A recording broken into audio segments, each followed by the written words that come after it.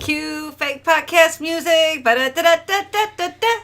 Dun. Okay, hello and welcome to Michigan and Another Mayhem, the show about Michigan, murder, mysteries, and other random mayhem from around the world. Your hosts are Allie And Jen.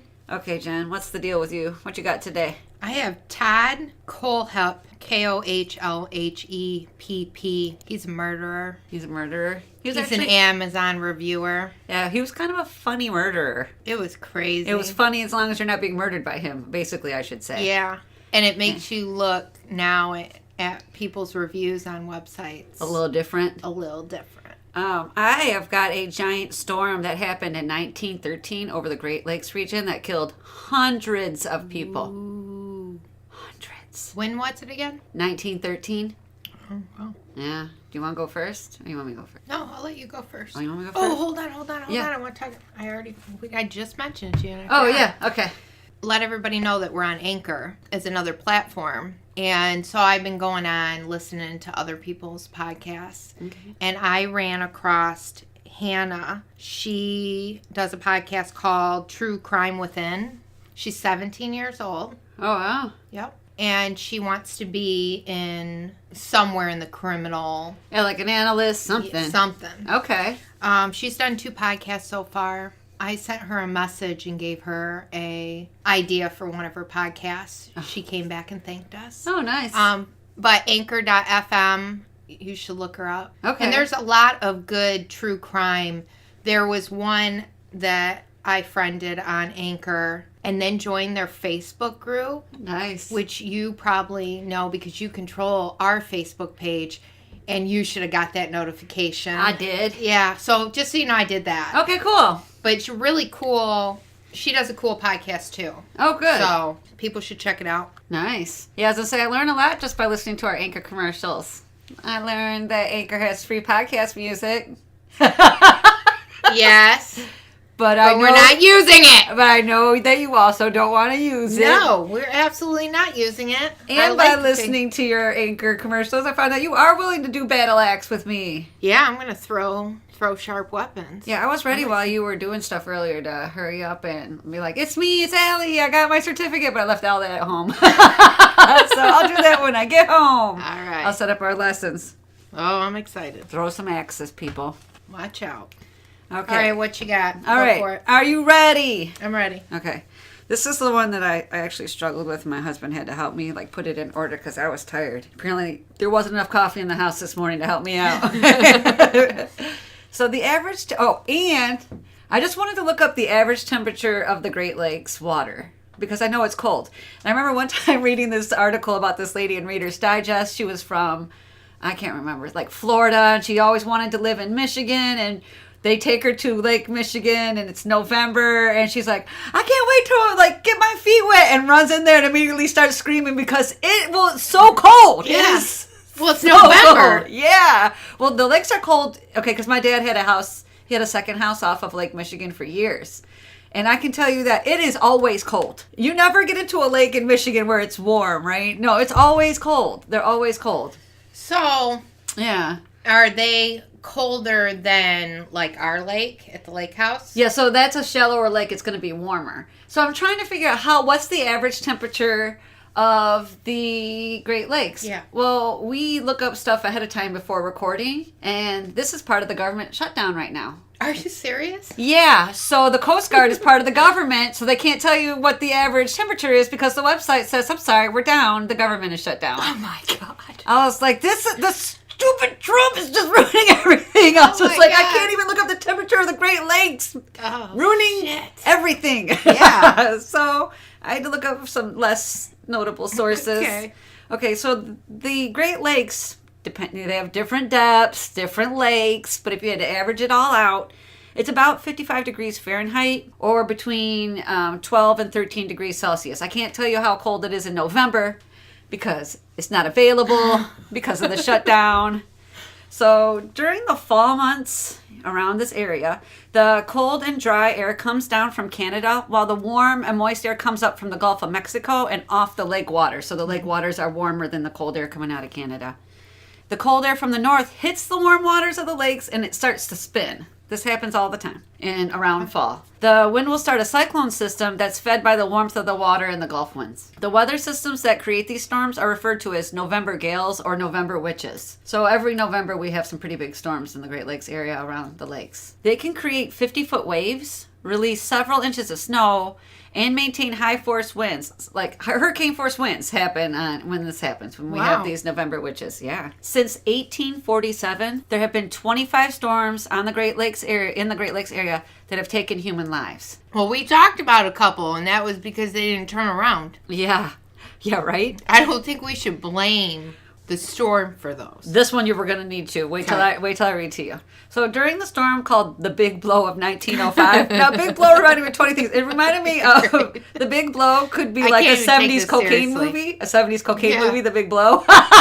Like, what the hell? They called it the Big Blow of 1905. There were 27 boats that were lost. They said lost. I'm like, that means sunk. Mm-hmm. When a boat is lost at a Great Lake, it's been sunk. A storm in November of 1975 was known to sink the SS Edmund Fitzgerald, with all the crew members losing their lives.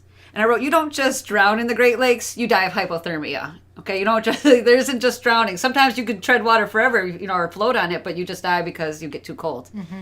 So I do have a link to a YouTube a YouTube video about... I'll vote on it, though. Yeah, right? A YouTube video with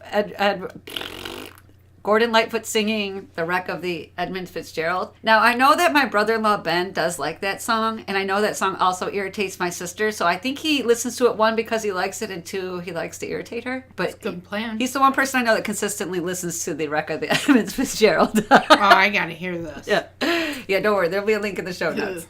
So from November 7th to November 11th, 1913, the Great Lakes area suffered through a huge storm. The storm would later earn the names the Freshwater Fury, the White Hurricane, and the Great Lakes Storm of 1913. That's original. Yeah. Well, I was like, Freshwater Fury, that's kind of cute. Yeah. The Great Storm was created when two major storm fronts collided over the waters, one with hurricane force winds and the other one a blizzard worth of snow. So like two storm fronts, one has hurricane winds, another has blizzard like snow, and they crashed together over the Great Lakes area. So meteorologists in the area had been taken by surprise when this happened. In the beginning of the week, this happens like Thursday through, the following Monday. Okay. In the beginning of that week, they had the weather conditions described as anything from fair to brisk. So nobody saw this coming. The weather conditions were extra dangerous as it would often have lulls in the wind, causing people to put their guard down.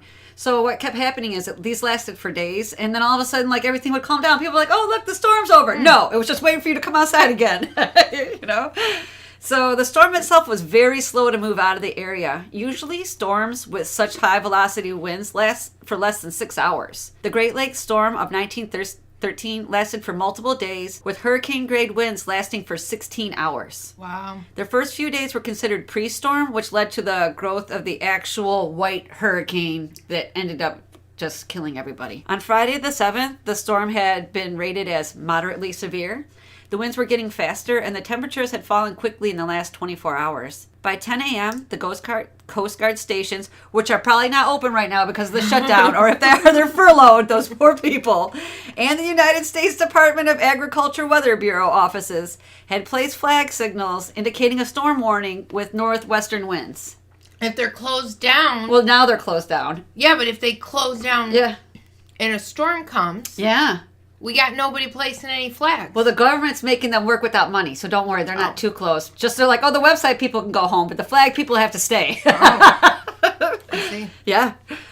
Late in the same afternoon, they then signaled that they were hurricane winds over 74 miles per hour heading into the area. So they're like, oh shit, things are really picking up. There was a blizzard heading toward Lake Huron, and winds over Lake Superior were already up to 50 miles an hour at this point. This is the pre-storm, is the 50 mile an hour winds, right? Okay. The morning of Saturday, November the 8th, had the storm upgraded to severe. At this point, the strongest portion of the storm was centered over the eastern portion of Lake Superior, which is north of Michigan. Mm-hmm. And the winds coming from the north were blowing now at 60 miles per hour during gusts. So they'd have gusts of like 60 mile per hour winds. People began to set themselves up for disaster as it's called sucker holes. Sucker holes were created in the storm. A sucker hole is a lull in the storm that leads people to believe the weather had broken. So this keeps happening over the few days. There'd be a giant break in the storm. The wind would really calm down. People go outside, resume what they were doing. Like I said, it's all a trick of the storm because immediately they come back. Gale wind signal flags were put up over 100 different ports on the lakes. But so the sailors didn't really pay attention. They were like, oh, look, the weather's pretty clear. Why do you have these, gale wind flags out? Well, and they also had the knowledge that the storms of this,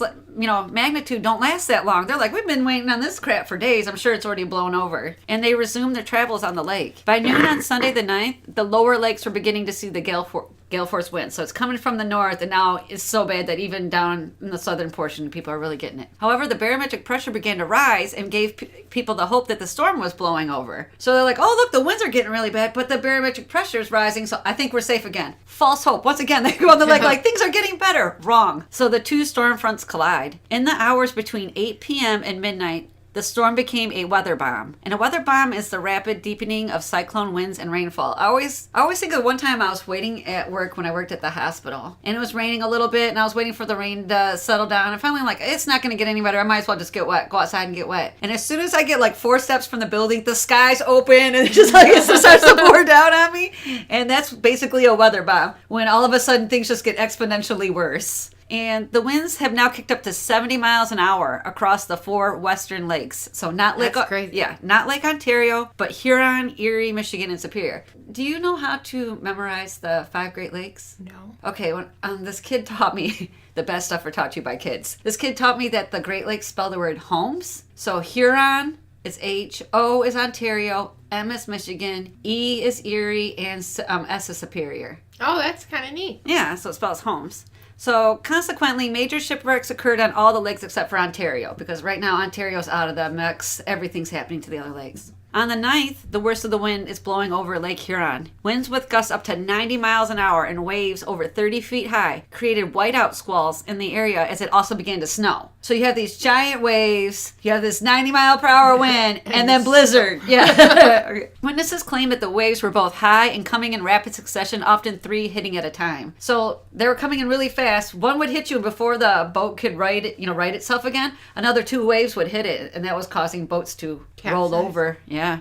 So what happened that day was a rare phenomenon on Lake Huron. So the wind was blowing in the opposite direction of the waves. I know, isn't that crazy? That is crazy. Because of the cyclone winds spinning in a circle. Mm-hmm. So like the wind is pushing at your back and the waves are hitting you in the face. Like that just seems like you're in a just a bad position. So at this point, Lake Ontario does join the superstorm fray. And the wind blowing over Lake Ontario brought another blizzard with it and carried it into eastern Ohio and Michigan. The victims of the storm on November 9th were found the morning of the 10th as snow and winds continued to batter the area. People saw large ships that were turned upside down in the water. One of the overturned boats was the Charles S. Price, which was the first fully loaded ore carrier to have capsized on a Great Lake. More boats sank in the storm, and 12 of them lost their entire crew. Oh, wow. Oh, yeah. 250 sailors died, some of their bodies later washing ashore to be buried. The sailors on the Great Lakes weren't the only ones affected. A recently built breakwater in Chicago, Illinois, meant to protect the area from storms, was swept into Lake Michigan. So they recently built this breakwater to help protect them. Yeah. Also, that didn't work. Nope, it didn't work. Also in Milwaukee, Wisconsin, they had also built a new breakwater in Lake Michigan, and it too got washed away. Cities around Lake Huron had 4-foot-high drifts of snow. That's crazy. Oh, yeah. In Ohio, there were blizzards with snowdrifts 6 feet high in Cleveland. Streets were abandoned while people sheltered in place in nearby buildings. You just stopped wherever you could stop and went into a building, and hopefully there's people who let you in. Businesses took up to a week to burrow their way out of the snow. Power was out across Ohio, Michigan, and Ontario. Telephone and telegraph poles were knocked down along with power lines, eliminating communication. When Cleveland rebuilt after the storm, the city started a decade-long project to move all utility cables underground. So they're like, we're not going through this crap again. That's smart. Yep, so all their cables are underground. As the storm blew through Tuesday the 11th, it lost its power and was just downgraded to a regular storm. The Great Lakes Storm of 1913 was the most destructive and deadliest natural disaster on the lakes in recorded history. It has been estimated that more than 19 ships were destroyed. 19 ships were stranded because some were blown up onto the shore. That's how strong the wind was. Wow. And 250 people were killed. It was a huge financial loss with both the ships, the crew, and the cargo missing. It cost the U.S. about $5 million, which is equal to about $127 million today. The weather forecast that worked during the time did not have the knowledge that we have today. Complaints came out against the USDA Weather Bureau, charging that they were ill-prepared for the storm and did not communicate proper warnings. Later analysis of the storm and its impact changed how meteorologists and response team handle storm preparedness and warnings. That's why when you watch the weather now, they go, it might rain. Yeah. It might snow. Right? Because if you don't, someone's going to try to sue you. It's going to be sunny, rain, and maybe some snow. Chance of high winds. Yeah, chance of high winds. Right? That is how weather is, though, now. When I was a kid, we went to Sleeping Bear Dunes, and it was in the fallish. I think there were 35-mile-per-hour winds. As a kid, I remember, like, standing still. I was, like, a skinny little kid, but standing still, and the wind literally pushing me up the beach. Like, you would have to fight the wind to not be pushed. Wow. Yeah. All right. Yeah. I got Todd Kohlhepp. Now, I admit that we talked on the phone a little bit about Todd Kohlhepp yesterday. Yeah. I did look around. Yeah, I knew you It was did. so very interesting. Yeah, that's great. Dude, Well, you like crazy. tickled my curiosity. So he was born in 1971 in Florida. He lived with his mother and stepfather. He didn't really have At this age? He was born. Oh, in the beginning. Oh, goodness Oh, gracious. jeez, I'm sorry. Well, he was born. Most babies do live with their parents. I'm sorry. Yeah, he lived with his mother He lived in the woods. and a stepfather. He didn't really have a relationship with his biological father. Later on in the story, he goes to live with him, but As a young kid. as a young kid, he didn't have a relationship with him. Okay. He had a troublesome childhood. At 9 years old, he was evaluated and found to be explosive behavior and preoccupied with sexual content. Damn. So something that's like Like an immediate explosive perv? Yeah. Like, hello. Yeah. It was said he was an angry kid, and when he was younger, Yeah. he killed a goldfish with Clorox bleach. Okay, yeah, I actually did read that. He poured it into the fishbowl. Like, you little... Isn't that crazy? Yes, psychopath. He spent 3.5 months in a mental hospital, and they put him there because he had an inability to get along with others. Obviously, that didn't help So him too antisocial disorders, sexual things, killing animals. Yeah, that smells like a serial killer. Yeah. Yeah. So in 1983, he moved to Arizona with his biological father. Collected weapons. His father was into weapons. He started collecting weapons. Oh, it sounds like a great home for a mentally unstable boy who kills things to go to. And his relationship with his father was really poor. Even his biological dad? Mm-hmm. Okay, Yep. so yeah, he can't form bonds, I guess. Yeah.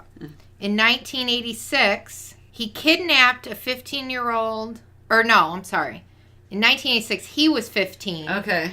And he kidnapped a 14-year-old girl in Arizona. What? He threatened her with a .22 revolver, tied her up and abused her, then walked her home and told her if she told anyone, he would kill her siblings. Did she tell? She told. Good. In, Shit, you can't kill my siblings from jail. In 1987, he was charged with kidnapping. He was in prison 15 years. Wow. And he had to register as a sex offender. During this period of time when he was in prison, he was diagnosed with borderline personality disorder. And a judge stated, so this is important, a judge stated he was likely not to be able to be rehabilitated. Ooh. Okay. So he gets out in 2001. Okay. He was released. He spent 14 years in prison. He moved to South Carolina with his mother. He went to college. He actually graduated from college with a business degree in 2008. Okay. 2006, he had received his real estate license. How did he do that, right? Yeah. Because he's a felon.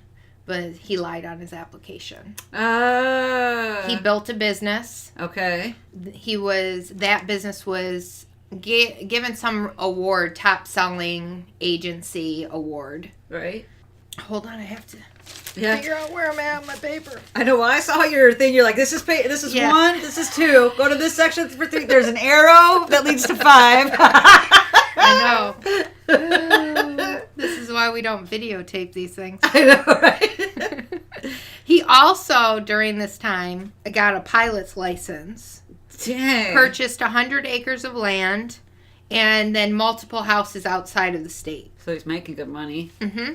Yep. Or stealing it. Who knows? Yeah, exactly. In 2016, he hired Kayla Brown and Charles Carver. Okay. And they cleaned houses for him. Okay. So he had them come over to do some cleaning, and he takes Charles and Kayla hostage. Okay. He kills Charles. Yeah. And he continues to hold Kayla hostage.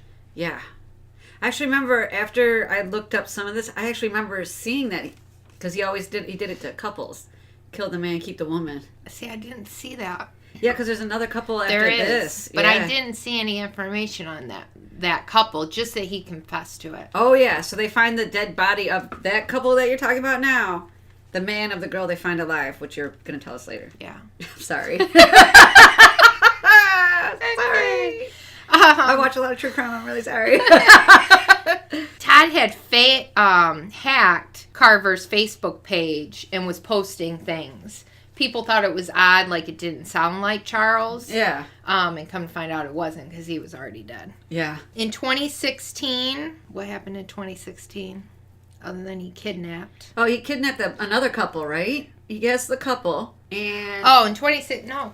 Oh. I understand my notes now. I was saying, you really, know your system? I really don't, but I'm gonna roll with this. All right. In 2016, of course, he confesses. Mm-hmm. He confesses to the 2013 murder that was called the Superbike murders, where 4 people died. Okay. At a motorcycle. The reason why I remember this dude is... So where the 4 people were killed at the motorcycle shop was a huge cold case for a long time. They could not figure out who had come and killed they had so many people they thought. Maybe it was this guy, maybe it was that guy. It ends up being random real estate guy. Yeah. Yeah. That was a big cold case. Because they made fun of him because he tried to return the bike because he couldn't ride it. Oh, and he felt that they made fun of him. So he came back and killed everybody? Yeah. Okay. Yeah. Psychopath. He explained it to his mother that it had to be done. Oh, yeah. Guess what I found out when I was looking at one of the things? I went to go look his name up. His mom was like, "Oh, I couldn't believe, honey, you did that." She would cry. "Oh, I can't believe your son that." And then she's found dead 2017. Really? Yeah, they believe it was natural causes, though. She's dead now. He also confessed to the 2015 murder. I think it was Megan and Johnny Coxey. Yeah. That's that couple you were talking about. Yes. So he did say, too, that he actually murdered Charles Carver because he had a smart mouth. Wow. And then he kept Kayla in a dark shipping container and had this elaborate plan that he was going to build a house with a soundproof room. And that's where Kayla would live the rest of her days. Like, he had a whole plan of how they were going to live their lives together. Okay. Yeah, it's pretty crazy. Yeah. See, I always thought that one of the scarier things about him is he killed 4 adults at the motorcycle shop, and then he would kill pairs, couples, and you'd feel more comfortable if you had another person with you. Like, I'd feel more comfortable walking down the street with you than by myself. And he killed a man and woman couple each time. Yeah. It would take the woman hostage and kill the man. Yeah, it's pretty crazy. Yeah. Well, then kill the woman, too, because the woman from the original couple was dead. Yeah, I'm sure he would have killed Kayla at some point. Oh, heck yeah. Yeah. He was just having a dream there, building a house. So he was charged with 7 murders. He took a plea bargain. He wanted to avoid the death sentence. Oh. So they allowed him to take a plea bargain. Okay. So he got 7 life sentences and some other in jail time. forever. Yeah, basically. in jail forever. Yeah. After he was convicted, he had actually sent a letter to the media stating that he explained to the FBI and the local police that there were more murders. That's not all of what he had done. Oh. But never elaborated. So he said I killed more people, but doesn't give any information. That's a theme with serial killers, because Kelly Cochran did the same thing. Like, I've killed more people, but I'm not telling you who. Yeah. Yeah. So this guy did Amazon reviews. Like, this is what really got me. was the fact that he had a wish list of items he wanted to buy to use on people. To use on his victims. Yeah, and he reviewed the items that he used. Oh, that's just sick. So some of those are. Yeah. There was a foldable shovel, like a mini foldable shovel. And he says on his review, keep in car when you have to hide the bodies and you left the full-size shovel at home. Does not come with midget. Would have been nice. To hide the bodies if you had someone to dig it for him. Nice. There was a chainsaw. He says, works excellent. Getting the neighbor to stand still while you chase him with it is hard enough without having an easy-to-use chainsaw. Honestly, if he wasn't a serial killer, it'd be funny. And then, well, it was funny before I realized. And then there was a stun gun. He said, great item.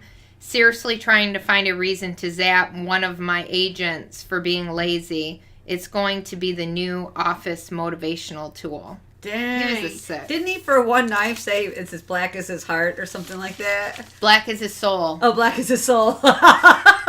Yep. I mean, and you see those. I mean, I see all kinds of crazy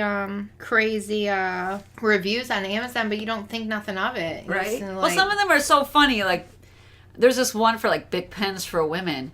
And this woman was really like, finally, a pen my dainty little women hands can hold. Like, and she like, goes on this funny thing, like, good thing you made a pen for women because we couldn't use those big, heavy man pens. And she was like, going on. So some of those I think are hilarious. Yeah. Well, now you have to analyze them. Yeah, now I'm going to be like, are you a serial killer and trying to hide your tendency through Amazon reviews? He actually reviewed over 140 items. So. Oh, crap. All of them murder items? Mm-hmm. Dang. That's messed up. See, serial killers always want to say something. They always want to tell people no matter what, even if it's through a review. Yeah, and now I'm going to be watching every damn review that I read. Like, what do you mean by that? I will too now. You've been listening to Michigan and Other Mayhem with Allie. And Jen. Contact us at MichiganandOtherMayhem.com to join the conversation, listen to the podcast, access show notes, find site links, and correct us when necessary. Rate and subscribe to our podcast on iTunes, Google Play, Anchor, and YouTube. Bye-bye now.